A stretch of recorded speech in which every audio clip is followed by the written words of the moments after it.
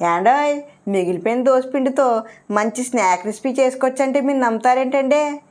ఇవి భలే రుచిగా ఉంటాయండి. అందులోకి చాలా సింపుల్ కూడా. వీటిని మా అమ్మ ఎలా వండిందో చూపిస్తాను పదండి. ముందుగా మిగిలిన దోసపిండిలోకి కొంచెం ఉప్పు వేసుకోవాలండి.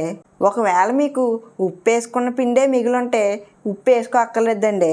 తర్వాత ఇందులోకి అరకప్పు ఉల్లిపాయ ముక్కలు, పావు కప్పు పచ్చిమిర్చి ముక్కలు, అలాగే గుప్పుడు కరివేపాకు వేసుకుని ఒకసారి బాగా కలుపుకోవాలండి.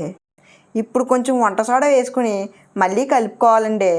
ఇప్పుడు ఈ పిండిని పక్కన పెట్టుకుని ఇప్పుడు కడాయిలోకి డీప్ ఫ్రైకి సరిపడా ఆయిల్ వేసుకోవాలండి.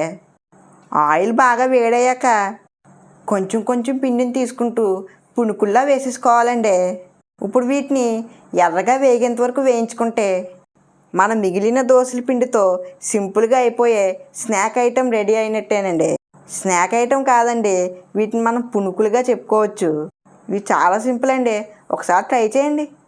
ఎలా వచ్చిందో కామెంట్ చేయడం మాత్రం మర్చిపోకండి.